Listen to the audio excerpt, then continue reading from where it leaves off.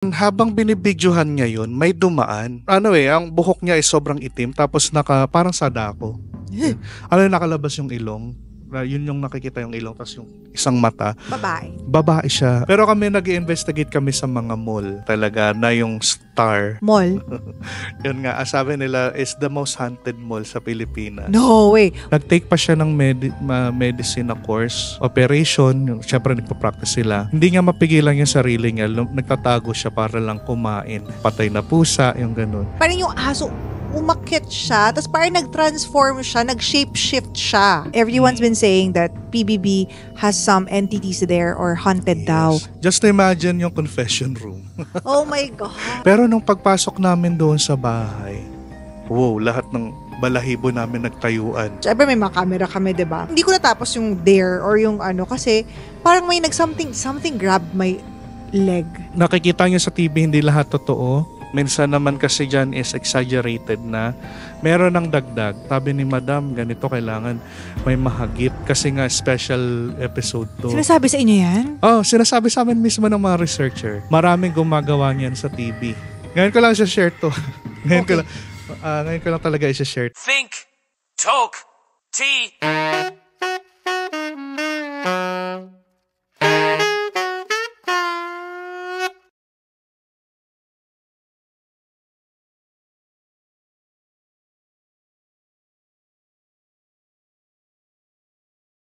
Hello everyone! Thank you so much for watching, and although it might seem like mahaba ang aming show, we encourage you to use our episode as your background audio while you are doing other things. Habang kayo ay nagdadrive, nagko-commute, naglilinis ng bahay, naglalaba, nagluluto, naghuhugas ng pinggan, habang kayo ay naliligo, bago matulog, while you are doing your schoolwork, while you are working, and feel free to binge watch our previous episodes as well and get ready to be inspired, informed, and entertained.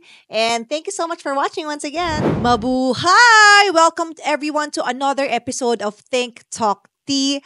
Alam ko malayo pa ang Halloween at malayo pa ang Semana Santa, pero alam niyo naman sa atin is kahit anything and everything under the sun, we are going to talk about. And for today, I'm sure kayo talaga, everyone would love to listen to this conversation. We are joined by paranormal researcher and investigator from Paranormal Philippines, Theophilus! Hey!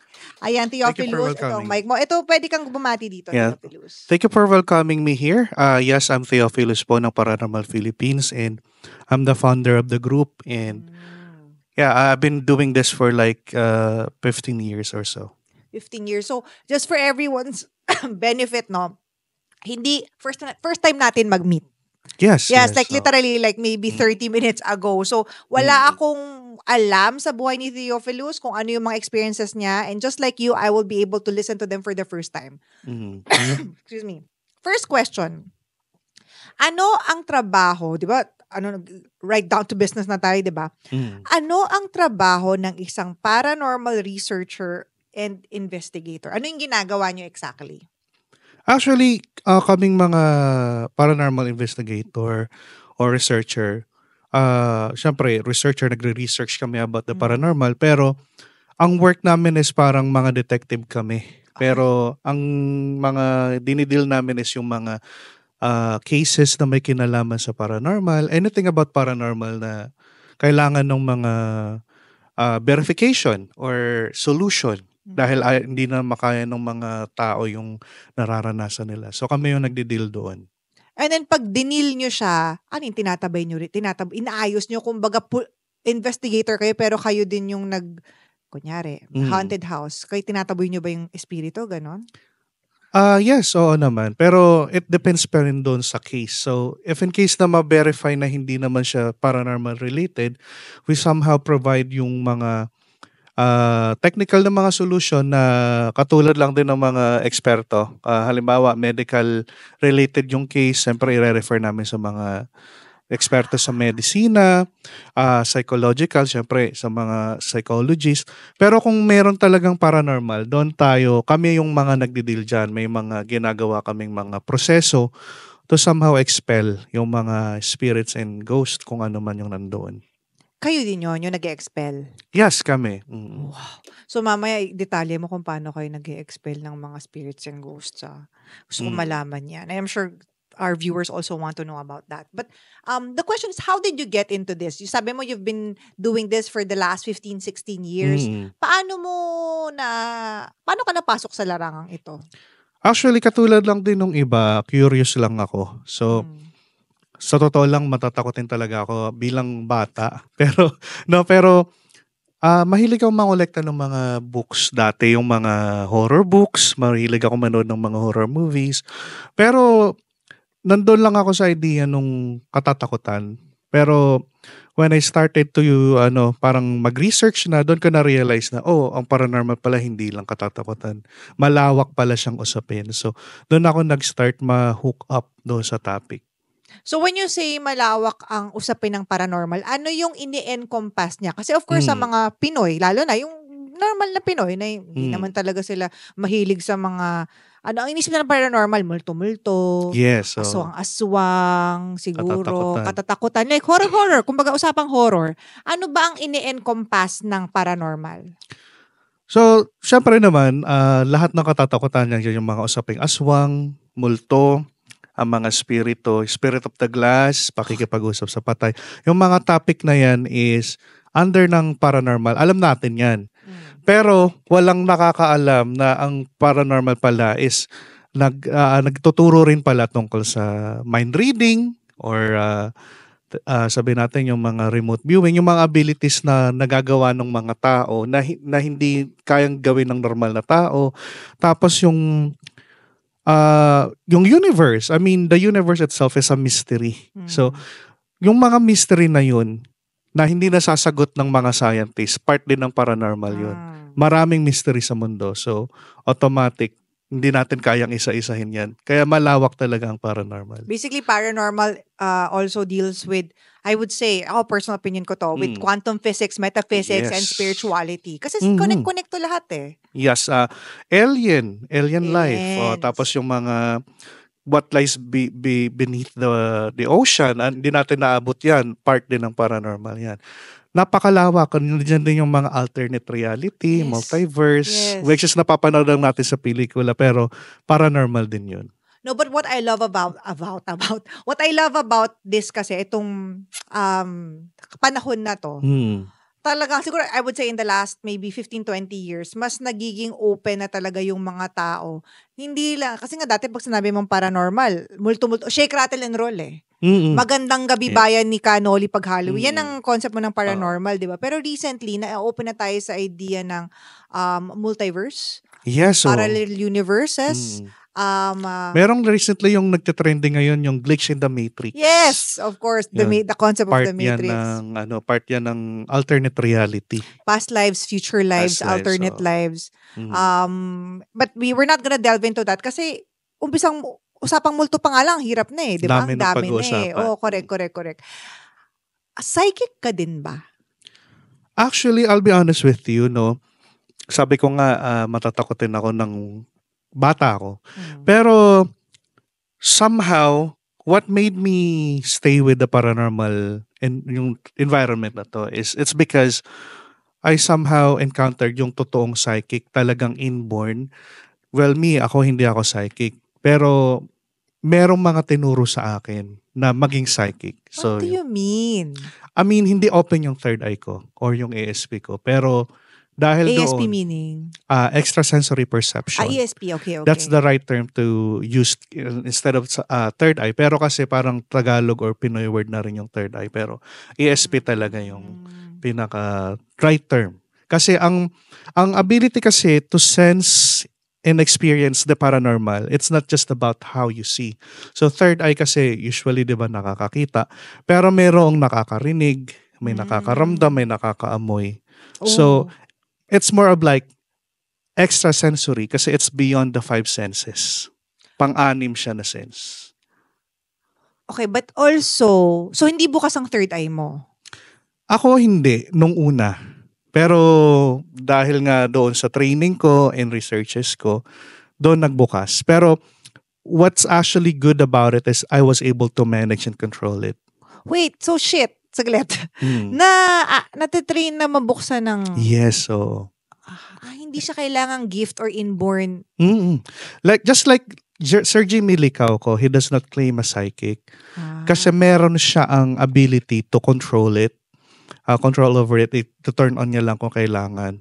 So that's something na natutunan ko rin with my years of experience, more than 15 years. But like listening to American psychics and podcasters that talk about paranormal activities. Ako, for me ang natutunan ko kasi is lahat tayo meron yan. It's just a matter of forgetting and remembering how many people are more, kumbaga, frequency-wise, mas tuned in or tapped into that like higher frequency, kaya mas nakakita nila, or lower frequency, kaya mas nakakita sila. Yung iba kasi parang kumbaga kinain ka na ng pagiging tao, na nakalimutan mo na yung divinity mo, or nakalimutan mo na spirit ka, parang ganyan. Kaya some people are just mas sensitive about it.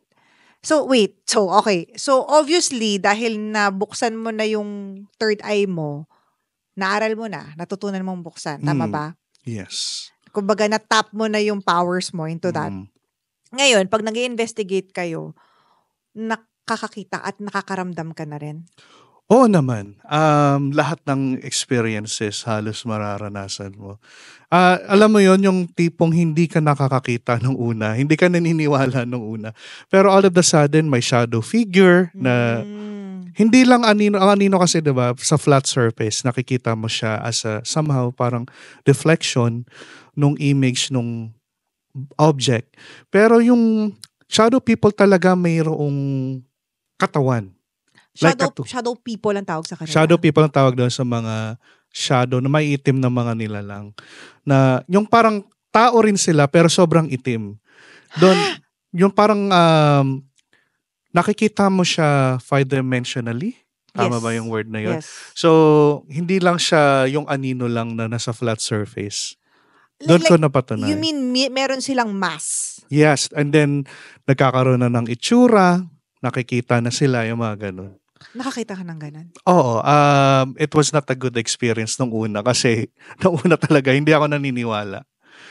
Oo. Kasi, sabi ko, wala naman akong karanasan eh. So, I don't believe. Pero yung nakilala ko yung mentor ko, doon ko napatunayan, oh, wow, this is really real. It's real. What was your first experience ng naka-experience ka talaga ng paranormal? Yung parang nakapagpaniwala sa'yo na totoo ito? Unang-una kasi, di ba, I started as a researcher, and then may experience ako doon sa school namin. Kasi nga bata pa lang ako, I started. Meron akong experience na made me think. So paranormal is real. Kasi unang-una, sa school namin, if it's okay na, i-share ko lang din. Go, of course. Lahat ng gusto mo i-share mo na. So, I'm a musician, I'm a singer. So, part din ako ng choir ng school, ng campus choir. And then, meron kaming oras before the class starts and before flag ceremony. Talagang nandun na kami, madilim pa lang. Tapos, parang nagpa-practice kami kasi kumakanta kami sa opening ng ceremony. Tapos, all of the sudden, habang nagpa-practice kami doon sa loob, and actually nasa labas ako pero nandun sila sa loob yung mga kasama ko. Tapos habang nagpa-practice kami, yung conductor namin is parang napansin niya na may basag yung salamin ng classroom na pinagpa-practicean. So, ang ginawa niya, binidyohan niya yun kasi gusto niyang i-report sa principal na may sira nga. And then, habang binibidyohan niya yun, may dumaan na maitim na hindi siya ang buhok niya ay sobrang itim tapos parang sadako. Nakalabas yung ilong. Yun yung nakikita yung ilong tapos yung isang mata. Babae siya. Mukha siyang estudyante. Tapos, yung pag-flow niya doon sa camera, malinaw na malinaw. Pero ang ang weird kasi doon is, para siyang nag-slide, hindi siya naglakad. Diba, alam mo yun, imaginein mo ito yung main window, tapos nakatingin siya sa loob, nasa labas siya, tapos yung galaw niya is pa ganun. O parang umislide pagilid. Slide pagilid, hindi siya gumagalaw. Kasi kung tao yun, di ba? May bounce. May bounce eh. May bouncing kasi footsteps eh. So that's actually something na parang ang hirap ay paliwanag. Sabi ko, mag-e-effort pa ba sila para maglagay ng tali sa likod para lang maging perfect yung motion na hindi magbabounce. Tapos ako medyo skeptic nga ako. I considered yung mga liwanag sa paligid. Baka naman may dumaan na sasakyan. Pero walang sound ng sasakyan. Yung ilaw na nandoon is orange siya. So parang ang liwanag, dapat magkukulay orange din yung image. So parang ganun, parang ginamitan ko na ng scientific explanation. Pero hindi talaga siya maipaliwanag. Yung parang kang nagsosolve ng isang puzzle na hindi mo kayang masagot. So this was your first experience? That was my first experience, and then I started na maging seryoso doon sa research ko. Kasi noong una, parang hobby lang eh. Hobby lang talaga siya. Nako, dahil lumalalim na, no? I would also like to encourage our viewers on YouTube na mag-share din sila sa experience nila sa comment section, kasi I'm sure na ang daming, ako wala kasi akong personal experience, to be fair, na nakakita yung ganyan, yung parang parang hindi ko alam kung anong gagawin ko pag nakita ko ng ganun. Pero in terms of like spirituality, metaphysics, may iba-iba tayong experiences. Yes. So, Anong masasabi mo, dito na naman na tayo, anong pinaka nakakatakot na experience mo so far as in this industry, in this work? Ako hindi ako natatakot doon sa mga nakikita ng mga multo sa labas, no? Actually, pag ganyang usapin, hindi ako tumatakbo. Talaga matapang ako kasi may mga research na ako, so alam ko na kung bakit sila nagpaparamdam. Yes. Nabawasan yung takot, and mas matapang na akong humarap sa dilim ngayon. Pero ang pinaka nakakatakot for me is yung personal experience ko nung nag-start lang ako. Kasi sabi ko nga, hindi ako nakakakita, hindi ako nakaka-experience ng paranormal. And then all of the sudden, imaginein mo yun.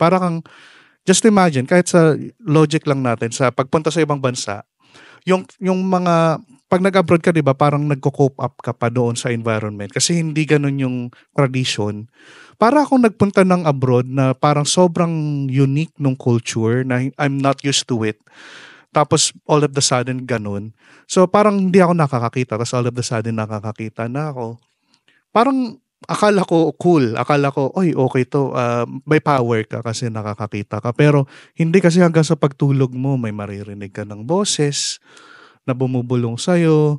Tapos all of the sudden makakakita ka kahit saan ka pumunta. So parang alam mo yun, parang ang nakakatakot kasi doon, natakot ako sa sanity ko. Sa sanity mo. Okay.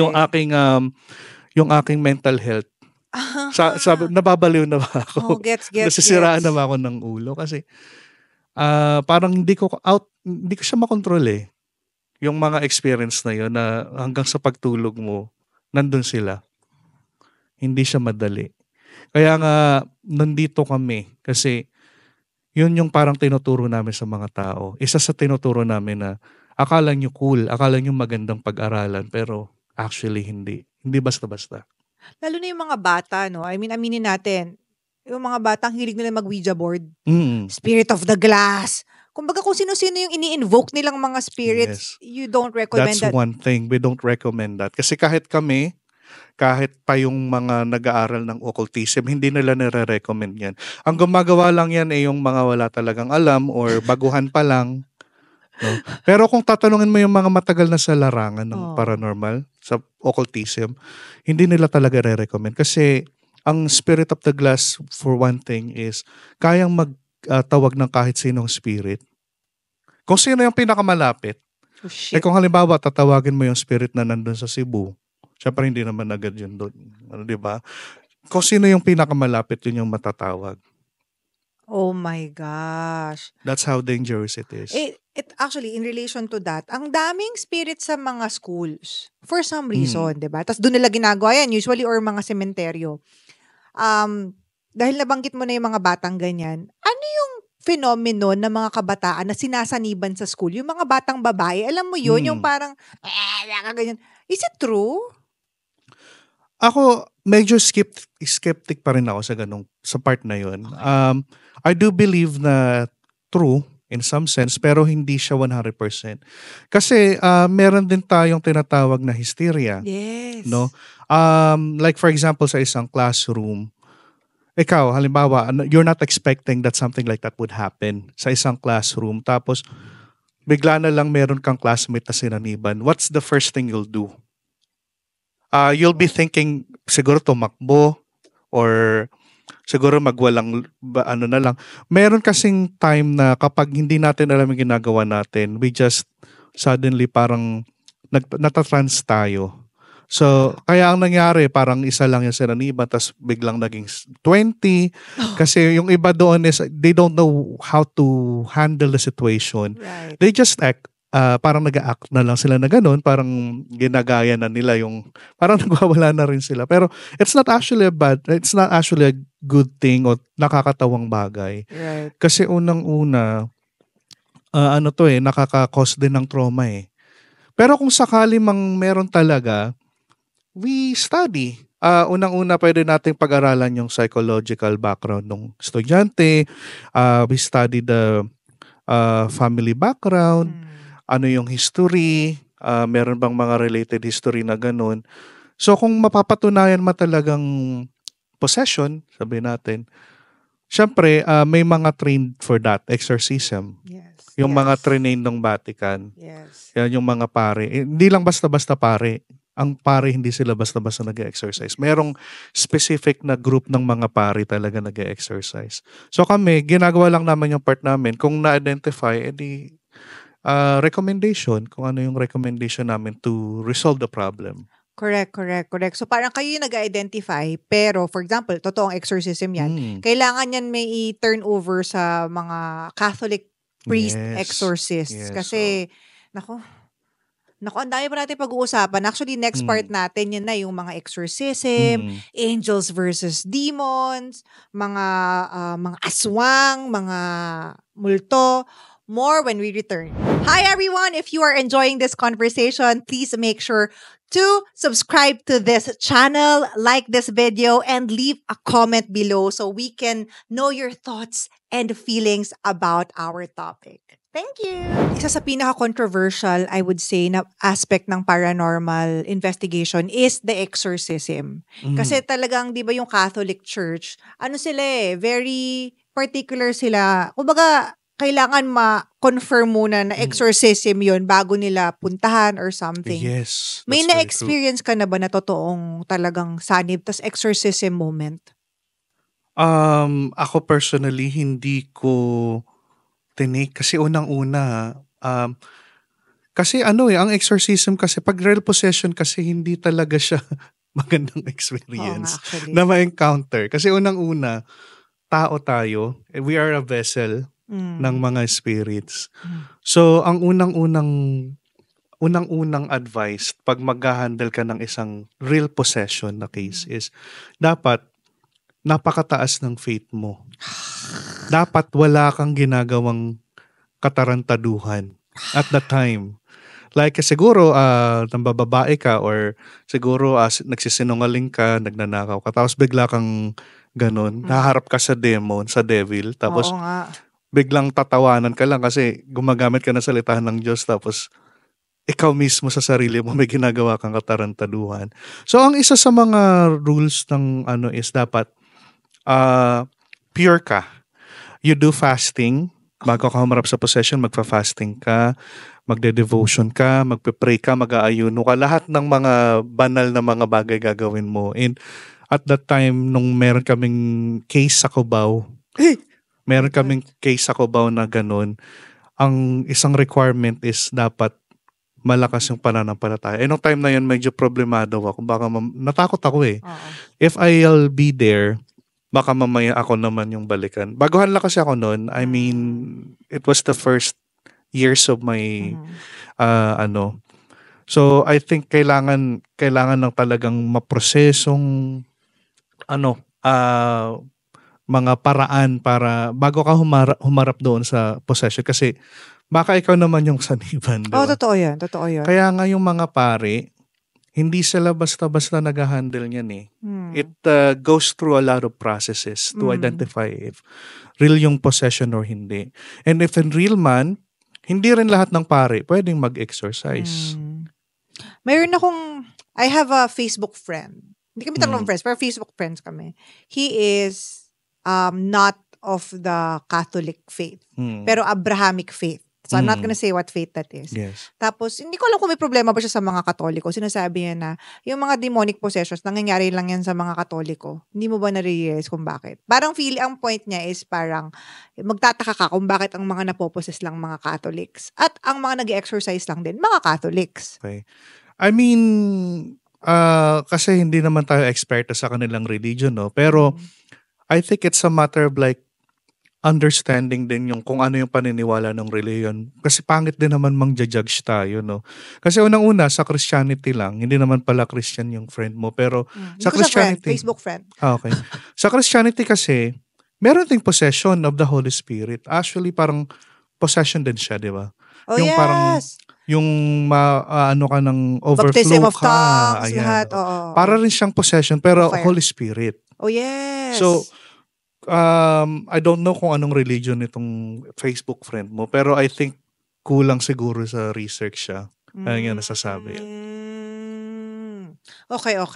How about, ano ang ito kasi I'm gonna be very honest. I'm born and raised in Manila.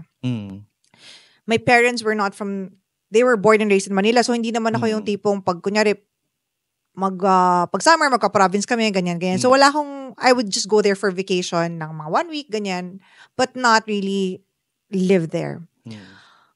Personally, hindi ko talaga masabi. I believe in ghosts, for sure. Spirits, ganyan. Hindi ko sure even elementals, I believe. Pero hindi ko talaga masasabi kung naniniwala ako sa mga konsepto ng aswang, manananggal, sigbin, yung mga kumakain ng tao.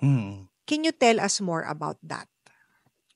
Yung mga entities na kumakain ng mga tao, buhay man o patay, meron silang classification, no?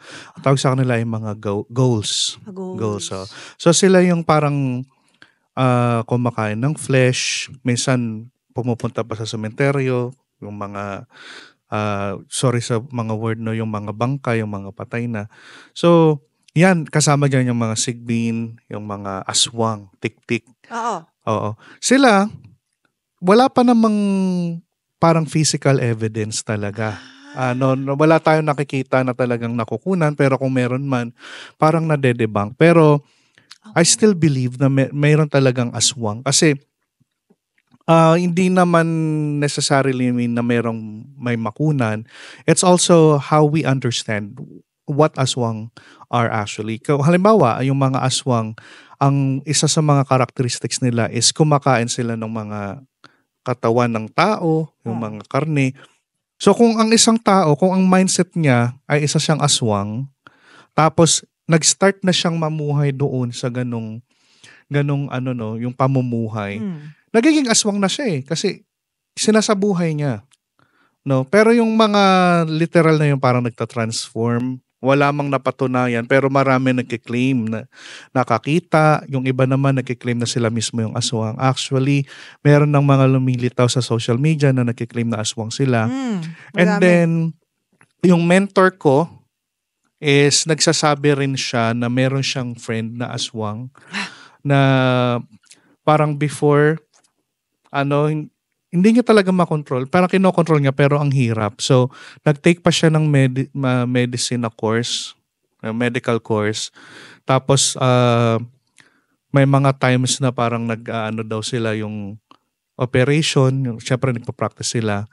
Hindi niya mapigilan yung sarili niya. Nagtatago siya para lang kumain. Yung, halimbawa, yung patay na pusa, yung ganun. Friend nung mentor ko, hindi ko to personal na friend, pero yun yung naikikwento sa akin na may kakilala nga siyang ganun.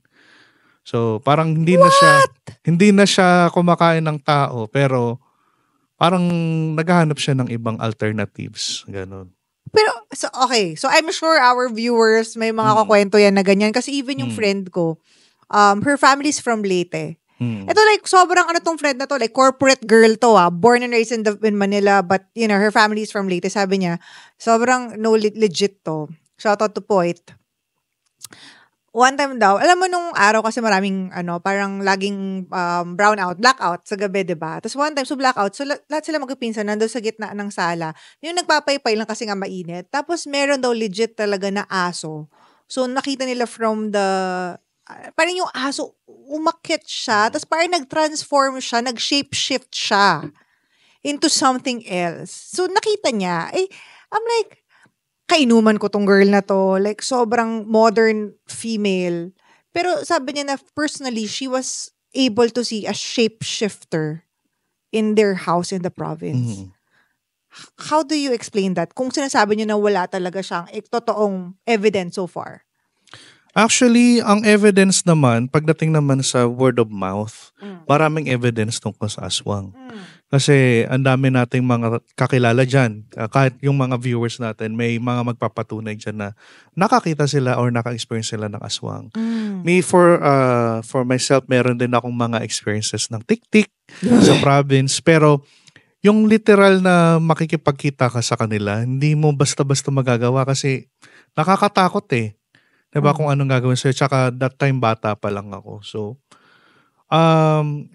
ayun, pero yung takot na mai-experience mo, dumaan lang yung tik-tik or ang aswang doon sa lugar nyo, sa bahay nyo, nag-pass by lang sa bahay nyo, sa bubong, nakakatakot pa rin. Kasi yung reaction ng mga parents mo, ng mga lolo't lola mo, naghahanda talaga sila ng itak, nilalagay nila sa tabi nila para lang if in case, di ba? So, that's how serious it is. Nakakatawa man sa iba, pero napakaseryosong bagay yan. Lalo na sa mga taga-probinsya. They do their living every day. Pagdating sa mga ganyang usapin, talagang seryoso yung ganyang topic. Talagang makikipaglaban sila para lang sa buhay nila. So wait, paano mo nalaman na tik-tik yung dumaan dun sa bubong? Mismong yung lolo ko nagsabi, huwag kayong maingay yung ganyan kasi may dumaan nga. Sabi nila, pag malakas daw yung huni, ibig sabihin is malayo, pero pag pabulong, ibig sabihin malapit. So, pag kung mapabulong yun, tapos narinig mo, syempre, kakabahan ka, matatakot ka rin. Okay, sige. Isa ring mga, dito, yung mga manananggal, Meron na bang nakita nung putol na something na manananggal? Naku, marami. Actually, ang topic ng aswang and mga ganyan is hindi lang sa Pilipinas. Yeah. Meron din sa ibang bansa sa Southeast Asia. Like, for example, sabihin natin sa Malaysia or Indonesia. I think sa Malaysia, for one, meron silang parang yung Pikrasu sa Thailand pala to. Pikrasu. Sa Thailand, meron silang version ng manananggal. Pero yung manananggal nila mas nakakatakot kasi nakalitaw yung bituka. 'Di ba sa atin yung aswang nahati yung tiyan. Pero sa kanila, yung bituka, yung intestine talagang litaw. Tapos yung doon sa sa Thailand meron din pikrahang, parang version ng tik-tik na may pakpak. Tapos sa ibang bansa naman sa Malaysia, meron din silang mga version ng ibang mga natin, yung mga paranormal entities natin, like yung mga Pontianak, sa atin Tiyanak, sa kanila Pontianak, yung mga ganun. So talagang maraming experiences, hindi lang sa Pilipinas. I'm sure. Even sa North America, like just before our interview, I was listening to this interview with the owner of Skinwalker bang tawag sa kanila? Skinwalker Ranch Estates. Yung parang mga papanggap na tao. Yes, Native American whatever. So madami. I'm sure like sa mga even sa mga Europe. Eh, posible namang wala, 'di ba? May folklore din talaga sa iba-ibang parts ng mundo, 'di ba? Now, speaking of sa ibang bansa. So question to ni Jimmy, my husband. Kunyari, pumunta ka Pinoy kang psychic or something. Pumunta ka ng ibang bansa. Pumunta ka ng Japan or Thailand. Pag nakakita ka ba doon ng multo, ano yung language na sinasabi nila? Nagja-Japanese ba sila or Taiwanese or paano maiintindihan yung message? Yung mga multo, usually, wala naman silang mga body organs na wala na physical organs. Usually nakikipag-communicate sila mentally. Oh. So, somehow, depende pa rin sa sitwasyon. Pero, ang mga multo kasi talaga, they speak on their native local tongues talaga. So, most likely, mas malaki ang chance talaga na kung halimbawa sa Thailand, yung ghost na may encounter doon is talagang yung language na gagamitin is Thai. So, kailangan may translator. Lalo na kung gagamit ka ng EVP, no? EVP is yung mga gadgets na ginagamit natin to record yung mga hindi naririnig ng tenga ng tao. So, yung mga ganon, kailangan ng translator. No way! Sawadi ka, kapkun ka. Magkaganon yung multo. Naisip ko nga kasi we're always in Korea, di ba?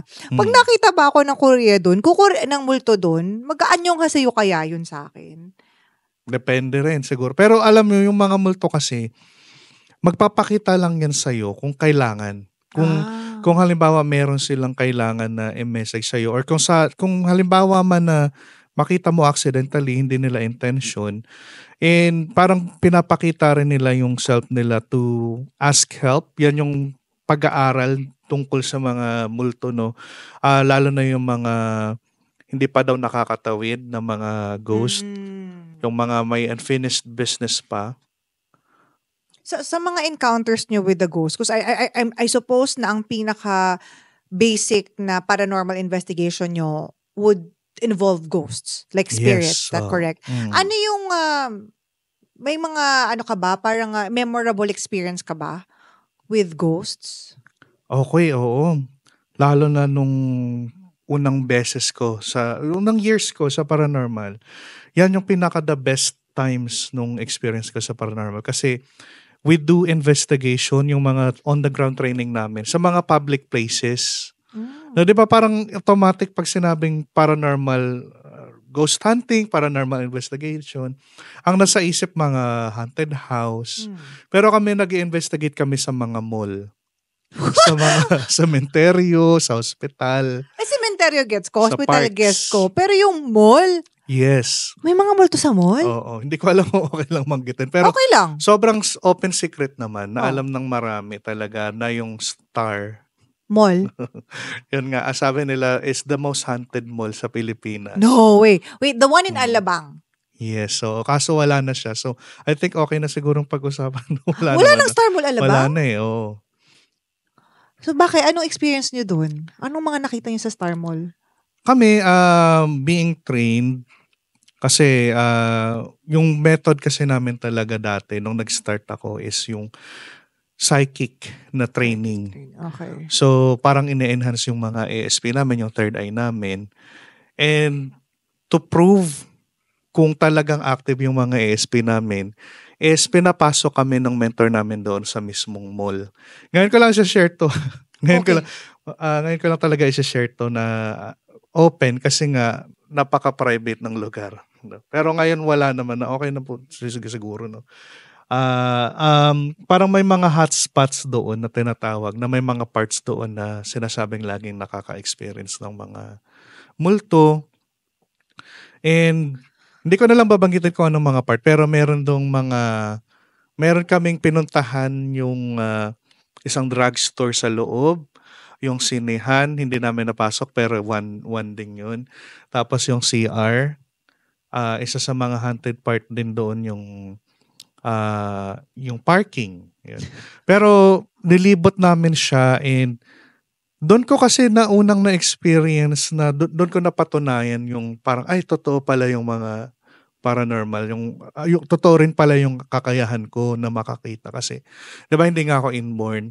Tapos doon ako unang nakakita rin talaga ng solid na batang anino na talagang may katawan siya pero sobrang itim niya. Doon sa pinakatuktok ng mall na yon, alam ng marami to na meron daw talagang batang nagpaparamdam doon. Pero ako, first time ko siyang na-experience. May rason ba kung bakit maraming multo doon sa mall na yon? I mean, ano ba siya before? Bakit particularly nagkakaroon ng parang hotspots ang isang lugar, a public lugar for example? First is yung history. Mhm. kung ano yung lugar dati. Or second is, halimbawa, sabihin natin may mga crime scenes or di Oh. kaya merong mga nangyari doon na parang magbibigay ng major emotion, negative emotion doon sa mga dating nandoon. Mm. Or pwede ring sumpa, pwede Oh. ring yung kung ano yung nature ng environment doon sa lugar na yon. Like siguro sabihin natin illegal na lugar, yan. Yung mga illegal na lugar, ganyan. Pwedeng maka-attract ng mga negativities yung mga ganun. So basically, more on pag negative yung energy, nakaka-attract siya ng other Yes. negative Yes. energies. And pati yung mga taong nandoon, yung mga taong involved doon, pwede rin sila maging source ng attraction ng mga ganon, mga negativities. Like, yung mga taong pumapasok doon, baka sila yung nagdadala ng mga kung ano-ano. Mm. Wow, okay. So bukod sa mall, saan pa kayo nagpupunta? Mga parks? Yes, ang dami. May mga parks. Ayan. What about the Manila Film Center? Have you had any experience there? Been looking forward to, pero I've never been to Manila Center. Film Center. Yeah, film center pa. Pero there's a lot na gusto kong puntahan, like yung sa Baguio. Yeah. Yan yung mga sikat. Pero sa Pampanga meron din yung mga ospital. Pero siguro we're getting there kasi nagte-training tayo ng mga estudyante. So possible isa sa mga lugar na mapuntahan natin. Pero yung mga park, yung mga historical na mga parks dito sa Pilipinas, pinupuntahan namin yan, mga campus, schools, ganyan. So I think also then for our viewers, no, and listeners, hindi naman kahit hindi ka kumbaga kahit hindi ka wala kang bukas na third eye or ESP, yung pagpasok mo pa lang sa lugar, yung alam mong may something, yung parang, uy, mabigat yung energy, di ba? Kahit Yes. tayo, kahit hindi naman ka naniniwala sa multi or what, iba pa rin yung energy ng ibang mga lugar. No, ito meron akong experience. Actually, minsan hindi basta-basta. Minsan akala mo maganda yung environment sa unang punta mo, tapos pagpasok mo hindi pala. Meron akong experience sa show na TV program, Misteryo. Alam natin matagal na yung Misteryo parang 15 years ago. Pero isa ako sa mga mapalad na naging investigator din sa Misteryo. Meron kaming pinuntahan na bahay sa Bulacan na kasama yung dalawa kong mga Bulakenyo rin na member ng group namin dati, which is ng Paranormal. Pagpunta namin doon sa lugar, nasa labas pa lang kami, hindi kami pa pumapasok. Nagtanong yung leader namin, which is mangkukulam siya, yung kanyang kakayahan. Oh, wow. Sabi niya, anong masasabi niyo sa bahay na yan?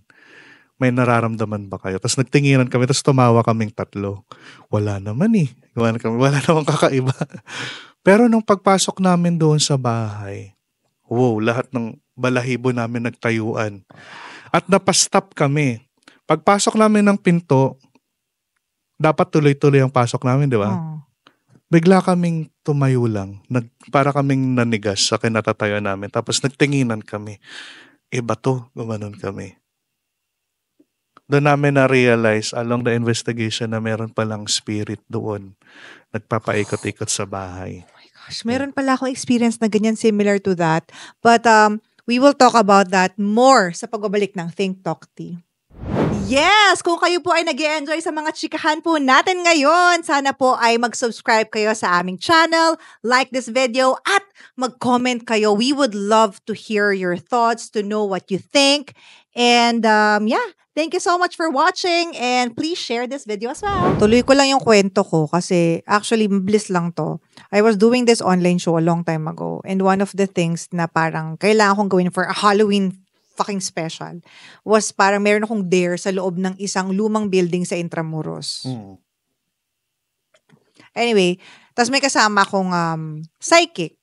Hindi ko alam kung talagang naano lang ako kung parang na-condition lang ako psychologically na parang before pa mag-start na parang natatakot na ako. Pero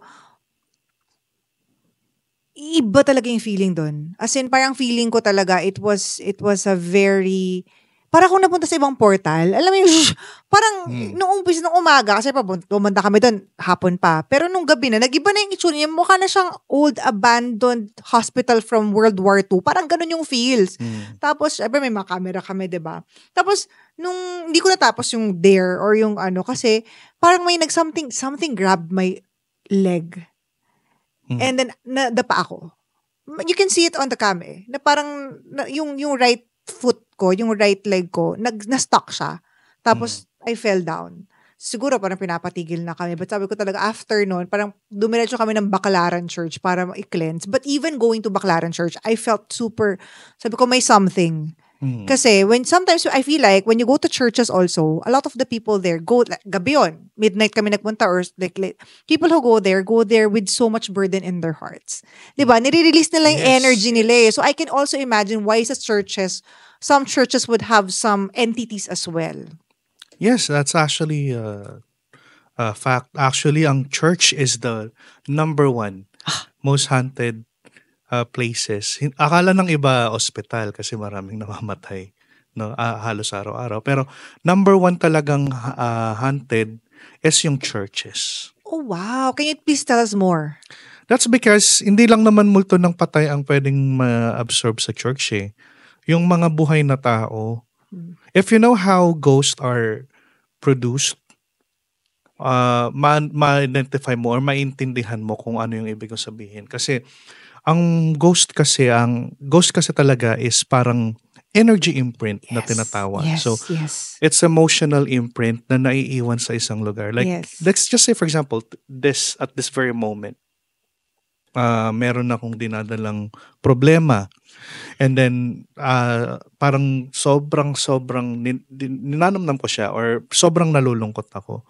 It may cause or trigger me to leave here or iwan ko dito yung crumbles nung energy imprint ko dito sa table na to. Anything na firm or solid, kahit nga sa hangin mismo pwede rin, na pwedeng maiwan yung memory. Yun yung nakaka-trigger nung parang mag-manifest yung aking parang holographic na itsura. Yun yung nakikita ng mga psychic. So, nangyayari siya sa mga lugar na may namamatay. Siyempre kasi that's the last conscious awareness. Doon sila naglalabas ng emotion, pain, anything, lahat ng emotion pwede mong mailabas sa isang lugar. Pero kahit ang mga buhay na tao, kaya rin gawin siya. Sa church kasi, doon sila naglalabas ng emotion, nagpe-pray, no? Doon sila nagdadala ng sama ng loob.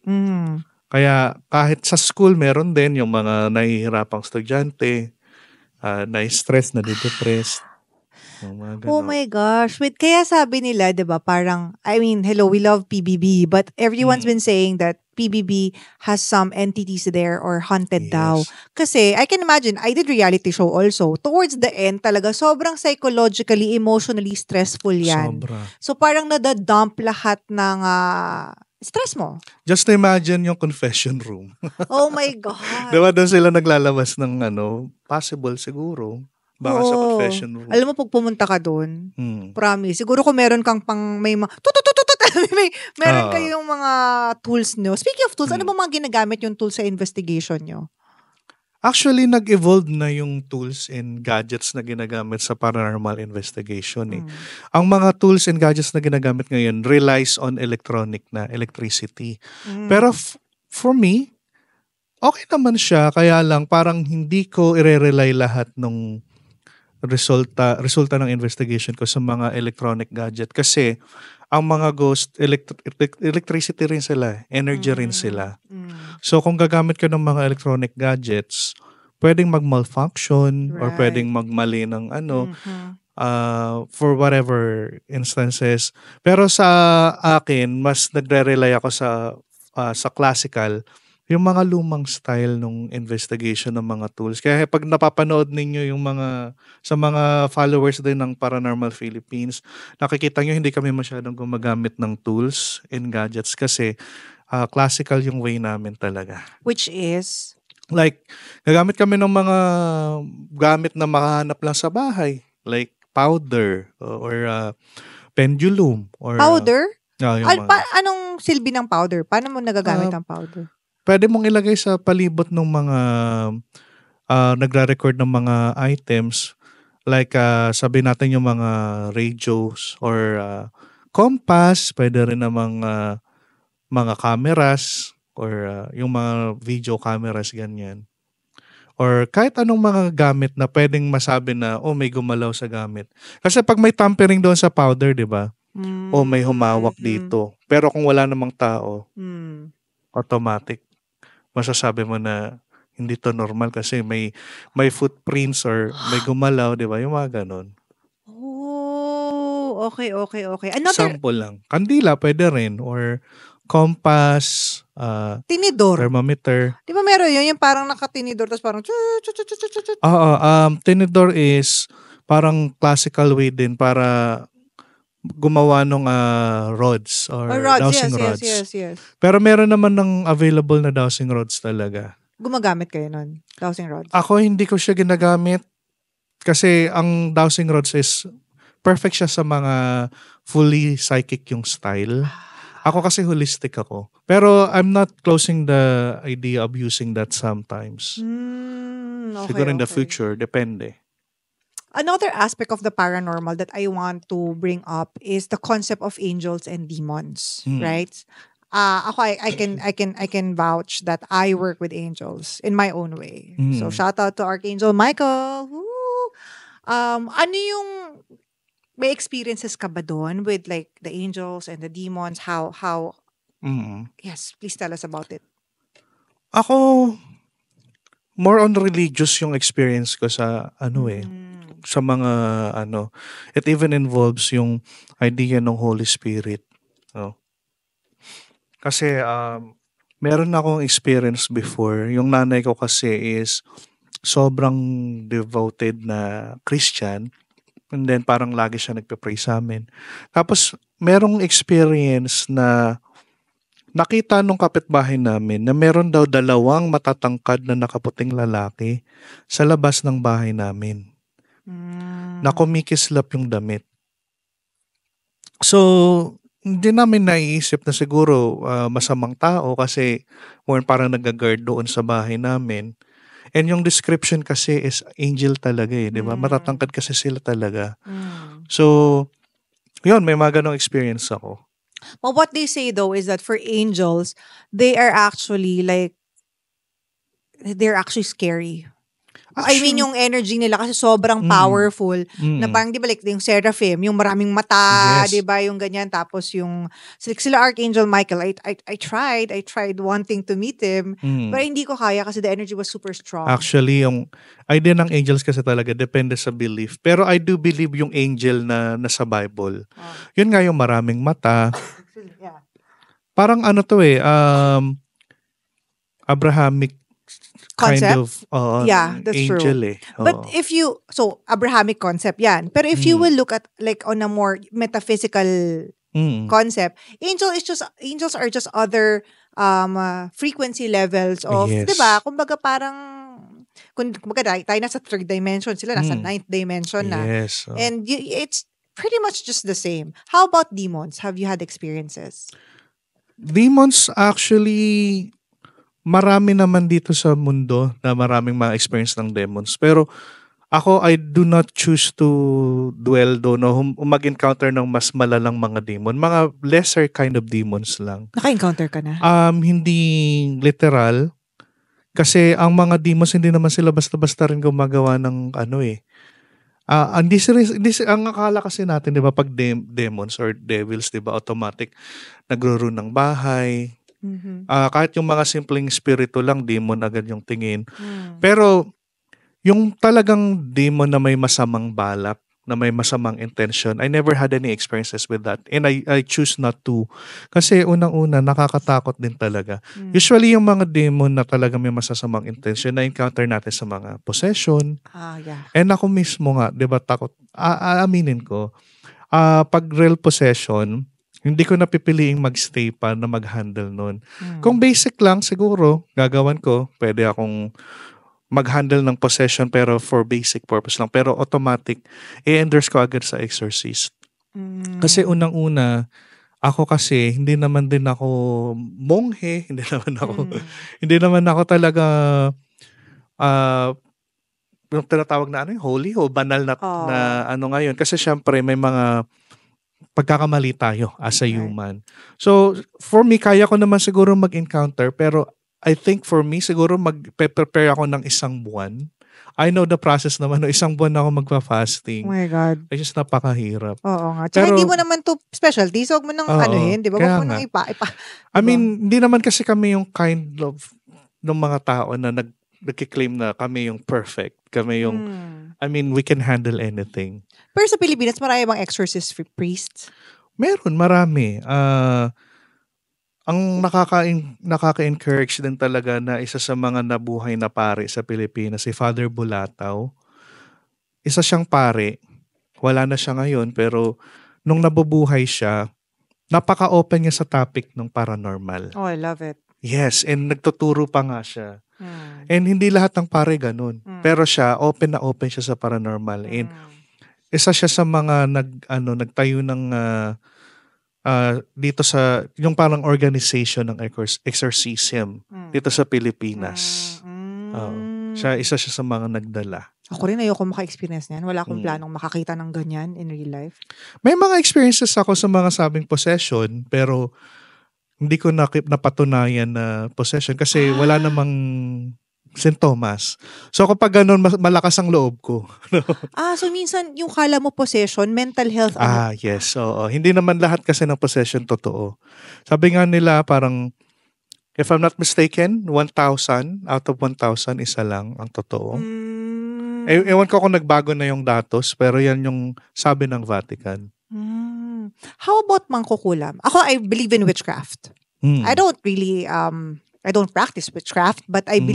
believe that hexes. Hmm. Kasi pare-pareho lang yun eh, manifestation, prayers. Alam mo yon, spells, they're all the same. If you think Mm. about it, it's just the same concept of believing in something, saying it out loud, or putting your energy into it for it to manifest. That's how I believe in it. But have you had any experiences? I'm sure it's part of the paranormal umbrella pa din, yung witchcraft or mangkukulam, ganyan. Actually, ang pangkukulam is isa sa kinatatakutan na topic. Excuse me. Kasi unang-una, syempre nag-i-inflict ng pasama ng pakiramdam, sakit doon sa tao. Pero kung alam mo yung totoong idea ng pangkukulam, hindi ka masyadong matatakot. Kasi unang-una, merong rules ang mga mangkukulam din. E naniniwala sila sa karma. Yes. So, ang mga mangkukulam, kung automatic, halimbawa, may sama ng loob sa isang tao, kaaway, kukulamin kita. Hindi ganun ang mangkukulam eh. Yes. Bago silang gumawa ng pangkukulam, they have to have a valid reason what they have to do it. And yung valid reason na yun is mabigat na kasalanan. Kasi pag ginawa nila yun, pwedeng bumalik sa kanila. Yes, oo. Meron sila tinatawag na, I'm not an expert about this kasi hindi naman ako nagpa-practice ng pangkukulam.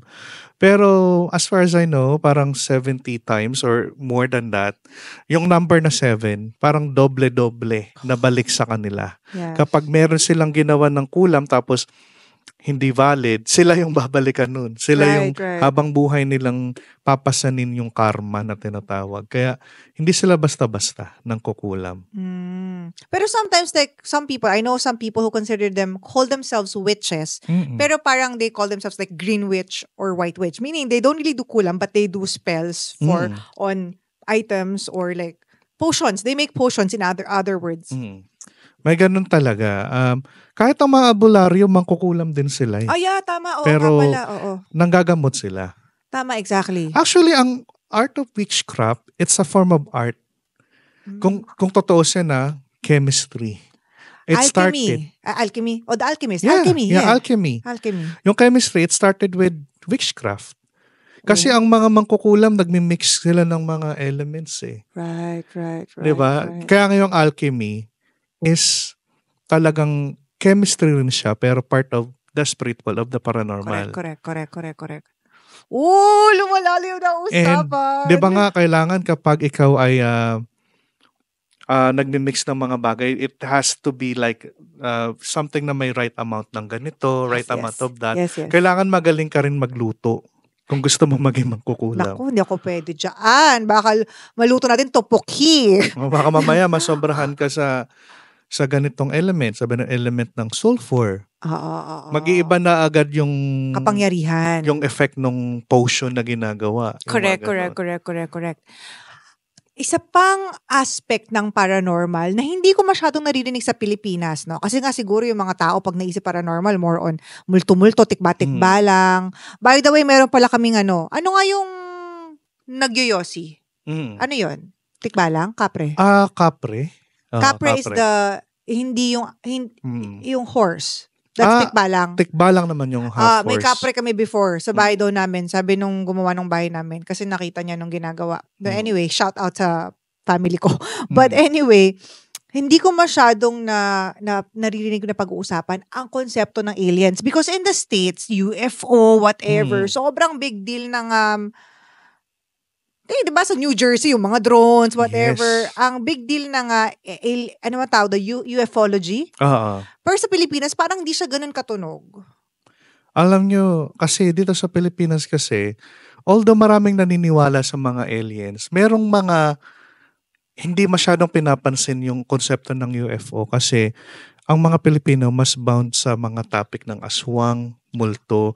Pero sa Amerika, napaka-big deal ngayon ng usaping aliens. And kahit noon pa, 2016, may mga letter nga na pinapadala kay Barack Obama or mas maaga ng 2016. I don't know if sino ng presidente noon. Pero may mga letter about lang sa pagre-report ng tungkol sa alien. Pero na itatabi lang doon sa isang part ng White House. So ganun katindi ang usapin ng alien ngayon sa Amerika. Pagdating sa paranormal, ang number one na topic talaga is alien. I agree eh. Parang alien, multidimensionality. Sa atin, multo eh. Sa kanila, alien na eh. Kita mo yung difference ng priorities, no? But kasi I listen to a lot. I've read pretty much all of the books of Dolores Cannon. And she's a very, convoluted universe. All about the universe. Connected lahat yan eh. Sa Pilipinas, they say, like for example, Area 54 ba yun yung sa States? 51. Area 51. Ano 54? Disco? Disco ba yung Area 54? Isang number lang naman. Sorry. Area 51. Di ba, they would say that it's very open to, ano mang tawag nito, sightings. Kasi in terms of frequency portal, they say that it's a portal. Meron din bang vortices and portals sa Pilipinas, you would say? Dito sa Pilipinas, ang pinaka number one na pinupuntahan ng mga tao to encounter yung mga UFOs, aliens, is Mount Banahaw. Well known yan, kahit noon pa. Mount Cristobal. Cristobal is where? I think parang Laguna or Batangas or Quezon. Okay. Basta between that. Kasi Banahaw is Laguna, Quezon. Diba, doon yan eh. Mount Banahaw, okay. Pero meron ding mga recently, yung Willia Escudero, if I'm not mistaken. Quezon. Diyan din naka-encounter yung mga notable na mga tao. Kasi Sir Jimmy Licauco, the late Jimmy Licauco, may personal experience din dyan. In terms of like, elementals or aliens? Aliens. Wow! Yes. Aliens. Alam mo, I always say I want to have an encounter, but hindi ko sure ko talaga kung kaya ng spirit ko. Pero it's something that I really want to encounter. I don't think I have in that frequency yet to encounter them. Kasi diba they say you have to be a certain frequency para bumaba sila sa frequency mo. Ako personally, I'm not getting the idea na gusto ko ma-experience. Pero syempre kung ma-experience mo, wala na tayong control dyan eh. Pero kasi based on my research with all the years na pinag-aralan talaga yung tungkol sa mga aliens, may 4 na kinds na tinatawag. First, second, third, fourth kind. Really? What are those? Yung first kind is more on parang nakakita ka lang ng UFO. Yan, ganun. Yung mga lang. Second naman is close encounter doon sa UFO. Parang personal experience mo. Kasi yung parang first kind kasi is yung sa langit lang.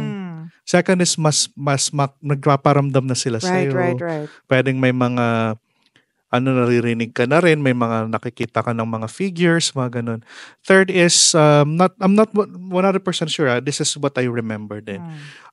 Third is yung parang nakikita mo na yung alien. And fourth naman is yung abduction na. Abduction. Yung mismong ipapasok ka na doon sa spaceship Yes. to experiment on you. These are studies ng mga Amerikano, hindi to personal opinion ko. These are talaga yung mga napag-aaralan kasi based doon sa mga interviews ng mga tao na naka-experience ng personal experience sa mga aliens. Ito yung common denominator nila. Yes. And ang pinaka-weird dito sa mga naka-encounter ng mga alien, after noon, wala silang maalala. Naalala lang nila through regression. Yes, and nararamdaman nila meron ng part sa body nila na mayroon ng foreign object. Right. Mga ganun. So I'm not thinking na gusto ko yung ganung experience. Talaga? Di ba, bigla ka na lang magkakaroon ng metal sa ankle mo without any reason. But hindi naman lahat na experiences with aliens may ganon. But I mean, for me, like, to have telepathic, at least encounter, and even visual encounter, it's a big deal for me. May ganon naman, oo. Right. We'll wrap up our conversation. When we return, we'll talk about evil eye. Usong-uso ang evil eye ngayon. And ano nga ba yung mga misconceptions about the paranormal? Sa pagbabalik po ng Think Talk Tea. Usong-uso ngayon sa mga kabataan, lalo na sa mga Gen Z, yung concept ng evil eye. You know, I have those also. And ano yung meron bang kaalaman ng paranormal? I mean, meron ba kayong, do you also dwell into that idea? Kasi medyo recently lang siya eh. Nagiging part ng zeitgeist or pop culture. Kasi ang mga napansin ko ngayon sa mga tao ngayon, lalo na sa Gen Z, mas gusto nilang topic yung mga manifestation. Yes. No, manifesting. No? Manifesting, magkaroon ako ng ganito. Manifesting, magkaroon ako ng ganyan. Ang idea na yan is more on parang mindset. Kung ano yung nilaloob mo sa utak mo, yun din yung parang mangyayari sa buhay mo. Correct. So, karamihan ngayon ng mga concept ganyan, yung mga power of the mind, and yung idea yung ganyan, yung mga amulets na ginagamit, yung mga para labanan yung evil eye, is talagang in demand kasi nga it's the power of the mind eh. No, nagkakaroon ng power yung mga amulet actually talaga dahil sa kung paano ka maniniwala. Agree. Nawawala siya nung bisa kung hindi ka naniniwala. Agree, totally agree. That's why sabi nga ng isang trans channeler who does mediumship, it's ano siya, these are what's that term? Permission slips. Everything is a permission slip. Astrology is a permission slip. Kasi technically, you can do everything on your own as a soul. Pero you're just using these tools para... It enhances. Yeah, and it allows you na parang as a human, alam mo yun, kapag it's just a permission slip. Parang yes. Ba't naniniwala ka? I do believe, oo. Kasi... Totoo. The more na you think, the more na mangyayari. Naniniwala ako sa ganong konsepto. Correct. Ganon din ang sumpa, yung mga sumpa, no? It starts with what you believe din eh. And I guess even the concept, yun nga, sabi mo yung concept of even in the positive. Na kung naniniwala ka na maging successful ka, yes, manifesting nga. Totoo, wala kang magagawa ang universe. Talagang bibigay niya sa'yo yan. What's would you say, a misconception of the paranormal? Having been, a resource person lagi. Nako, ang dami kong gustong pag-usapan pagdating sa ganyan. Kasi unang-una, ang pangit kasi ng tingin sa amin, unang-una, pag paranormal investigator, researcher, automatic, mga nagugutuman lang yan, nalilipasan ng gutom o nasisiraan lang ng ulo. Or yung iba naman, parang for entertainment purposes. Kasi kadalasan, di ba, pag November, no? Pag October, automatic usaping multo. Kaya nga. So, may misinterpret talaga kami. Lalo na sa likod ng camera, maraming nangyayari. Ito ang hindi alam ng marami. Na nakikita nyo sa TV, hindi lahat totoo. Minsan naman kasi dyan is exaggerated na. Meron ng dagdag. Lalo na kung halimbawa sa isang sinasabing haunted place, no? Tapos, wala namang nakita o napatunayan na meron talaga dun sa lugar na yun. kapag lumipas na lang oras na nagtrabaho lahat sa production, You mean nagsushoot? nagsushoot na, oo.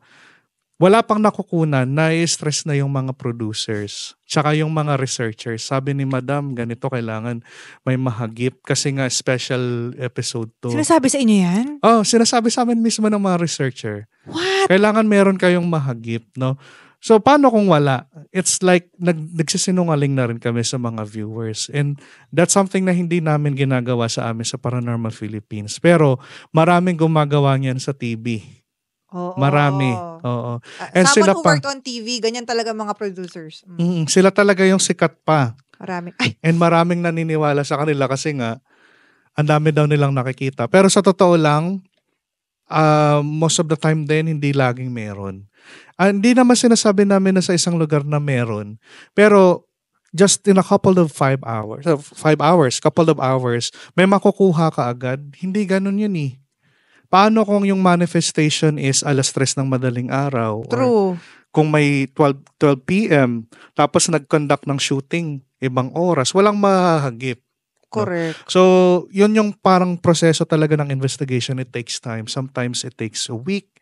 Sometimes months. Depende talaga. So masasabi mo na kumbaga iniisplok mo, you're exposing the fact na a lot of the things, many of the things that people Yes. see on TV, kumbaga planted. Totoo, oo. Kahit nga yung mga reality show daw. Hoy, galing ako reality show. Depende naman. Depende pa rin. Oo. Siyempre, I do believe pa rin doon sa mga reality show, lalo na yung sila Ma'am Cara David, talagang... You mean believe ako. documentary? Yung mga documentary. Okay, Mga okay. reality show din yun eh. Okay. Pero, meron kasing mga documentaries and reality shows na pag special episode minsan, meron. Pero, hindi naman lahat. Most likely sa mga magazine program. Yeah. Mga reality show din to di ba? Pero, nakakalungkot kasi minsan talaga merong mga scripted. So, wag basta-basta nagpapapaniwala.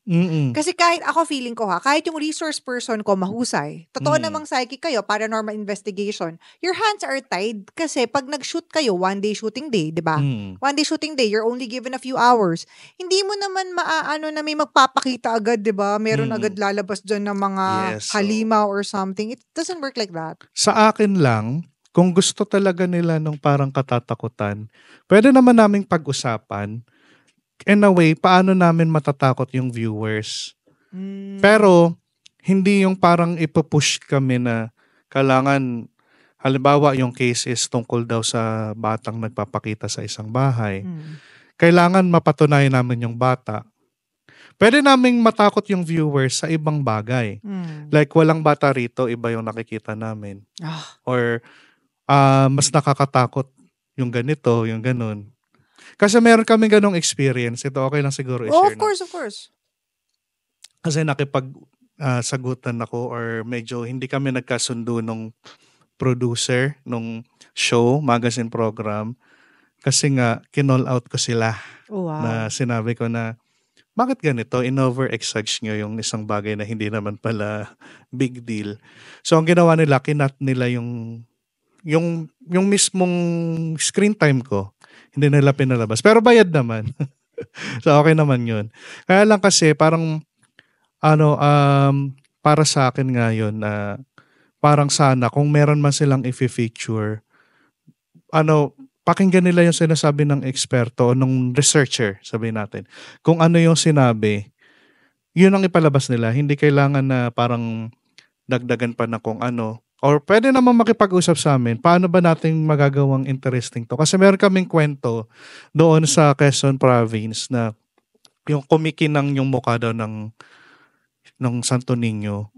Tapos parang hindi naman pala totoo, napatunayan namin. Pero this one is interesting kasi kahit na walang katotohanan yun, we still had a lot of paranormal experience sa bahay na yun mismo. And nakakalungkot kasi ang nakita namin doon is yung history ng pamilya, how it was ruined by drugs, no? Kung ano yung naging part ng drugs doon sa family kaya nangyari yung mga pangyayari sa buhay nila na negative. Hindi siya related doon sa topic pero kung pinalabas nila yung nakakalungkot and siguro maraming maiiyak. Kasi talaga kami, naiyak din kami. So, ibig Naiyak din sabihin, kami. yung sa Santo Niño na nag-glow yung mukha, hindi totoo? Na Hindi. patunayan yung hindi totoo? Oh, pero yung ibang manifestation yung history ng bahay na merong parang nangyari doon na kaya may mga nakikitang mga multo Gets. dahil nga doon sa involvement ng mga drug addiction and iba Right. pang mga bagay na nakasira sa family nila. Basta tandaan nyo, kung negative ang energy na nilalabas nyo, huwag kayong mag-expect na positive ang lalapit sa Yes. inyo. Lalo na yung sa Yun. mga bahay, bakit may nagpaparamdam sa bahay namin? Hmm. Kasi nag-aaway-away kayo eh. True. Kasi hindi kayo nagkakasundo. True. Lagi kayo nagsisigawan, nag-a-attract ng negativities yun. Correct. So kahit napalayasin namin yung nagpaparamdam doon sa bahay, pero continuous kayo sa pag-aaway, sa pagtatalo, babalik yung nararanasan nyo. Perfect. Well said. Now, Theophilus, if they want to also learn yung mga ikaw, yung kunyari, natutunan mo lang i-open yung ESP, i-highlight yung ESP mo, and they want to get into paranormal activity, paranormal investigation, how do they join you guys? Meron kaming mga social media accounts. For one, yung Paranormal Philippines Facebook page. Sa-search lang nila yon Paranormal Philippines.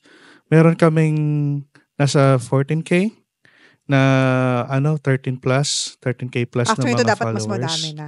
Actually, oo. Tapos meron kaming YouTube channel kaya lang hindi siya active. May mga investigations kami doon in interviews na pwede nyo mapanood. TikTok account, meron din. Mga clips, mga interviews, mga clips at saka parang mga behind the scene namin nandun din. So, yun lang. So, Paranormal Philippines. Just Yes, search for search Paranormal lang. Philippines and then they can enroll. Actually, pwede silang mag-enroll pag may open class kami. Libre lang naman. Oh. Walang bayad. So, for example, this year, meron kaming nasa 20 plus na student. Online naman to. Nagchat-chat kami sa Messenger. Meron kaming group na doon kami nagsasend ng mga task, yung mga assignments nila. And then, may certificate din to. Whether libre or lang. not psychic ka na or hindi pa, pwede kang sumali. Pwede kahit walang ability. Walang ability. Kahit meron, kahit may alam na, kahit mas magaling pa sa akin, okay lang. Kasi naman ang knowledge naman is natututunan yan. True. Over time, and yung knowledge is nagbabago over time. True. And what would you say is your biggest lesson sa pag paranormal investigate in the how many years you've been there? Ano yung masasabi mong biggest lesson mo sa buhay? Biggest lesson is don't judge. Kasi unang-una, pag may mga paranormal na tinatawanan natin, hindi natin sinasabi natin na hindi totoo yan automatic without having the idea of what's behind the story. So, kaya kami nandito kasi hinahanap namin yung pinaka-root cause ng experiences and hindi namin ginajudge yung nakaka-experience. Kasi unang-una, yung invalidation hindi nakakatulong. Sabihin natin doon sa nakaka-experience ng paranormal, hindi totoo yan. Pero sila, alam nila sa sarili nila totoo. So, kahit sabihin natin na alam natin sa sarili natin na sila ay pwedeng may medical experience sa situation, hindi magandang solution yung sasabihin hindi totoo yan. Pwede natin silang kausapin na ganito gawin mo. Pwede kang lumapit sa isang sa mental health expert, baka makatulong sila. Kung hindi naman, kung hindi makakatulong, saka ka lumapit sa Paranormal Philippines, yung mga ganun. Hindi yung parang i-judge natin kasi lalo silang mapapariwara. Kasi walang naniniwala sa kanila, walang nakikinig. And we had a lot of students na may ganong experience. Sabi nila, dito ko na-experience yung acceptance. Kasi ang daming nagsasabi, hindi totoo yung experience ko. So yun. So now you guys know, don't judge. And always remember, life doesn't end at death. Yes. For sure. It's just the body is dead, but the consciousness and the Yes. spirit lives on. And bago ang lahat, papasalamat ako. Ba't may nararamdaman ka ba? I'll be honest with you. Pagpasok ko dito, alam kong meron. Pero wala namang kasing sense. Gusto niyo mag-investigate tayo. Hay! Pero, Nagkaroon ng investigasyon! pero sa akin, mas gusto ko yung environment na friendly, Oo. masaya. Hindi kasi masarap sa pakiramdam lagi na nakakaramdam ka ng lungkot, ng takot, Mm. or galit. Mas masarap pa rin sa pakiramdam yung masaya ka. Katulad ng pag-uusap natin ngayon, yun yung gusto kong environment. Pero kung gusto mamaya, Hindi, pwede. okay na, okay naman. Okay, okay na 'to. Okay na 'to. But anyway, maraming salamat, Theophilus. Here's to the success of Thank you. Paranormal Philippines. And of course, maraming salamat to everyone who watched. And please, let us know on the comment section ano yung mga thoughts and Mm, feelings and experiences nyo in terms of paranormal. We would love to hear from you as well. So, thank you guys and see you next week. Thank you.